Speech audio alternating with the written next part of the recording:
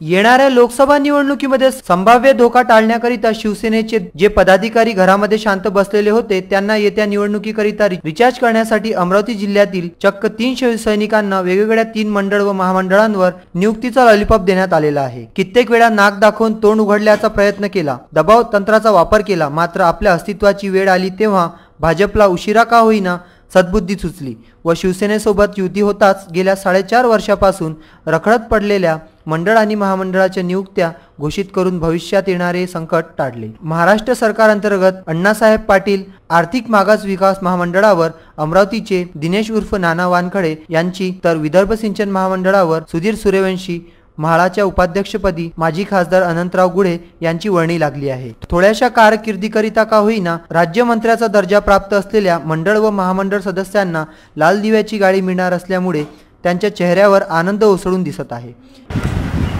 माननीय शिवसेना पक्षप्रमुख श्री उद्धवसाहेब ठाकरे यांनी महाराष्ट्र गृहनिर्माण व क्षेत्र विकास महामंडळावर अमरावती परिक्षेत्रासाठी माझी उपाध्यक्ष म्हणून निवड केली, त्याबद्दल मी माननीय पक्षप्रमुख उद्धवसाहेब ठाकरे यांचा अत्यंत आभारी आहे।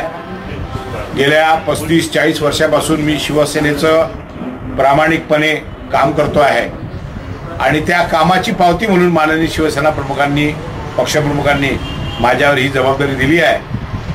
माझा भविष्यामध्ये प्रयत्न राहील, सध्या आचारसंहिता आहे, पण माझा भविष्यामध्ये प्रयत्न राहील की समाजातला जो गरीब वर्ग आहे त्यांना स्वस्तामध्ये घरं उपलब्ध झाली पाहिजे आणि म्हाडाच्या मार्फत आम्ही अशा प्रकारच्या घरांची निर्मिती करण्याचा प्रयत्न भविष्यामध्ये करू।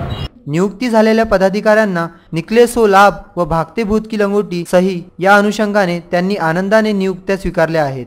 निवडणुकीदरम्यान पहिल्यांदाच अशा प्रकारच्या नियुक्त्या झाल्यामुळे तर्कवितर्क व संशयाची चर्चा नागरिकांमध्ये होत आहे। नियुक्ती झालेल्या नेत्यांचे शिवसेना पदाधिकारी मोबाईल तथा प्रत्यक्ष भेटून अभिनंदन करण्यात येत आहे।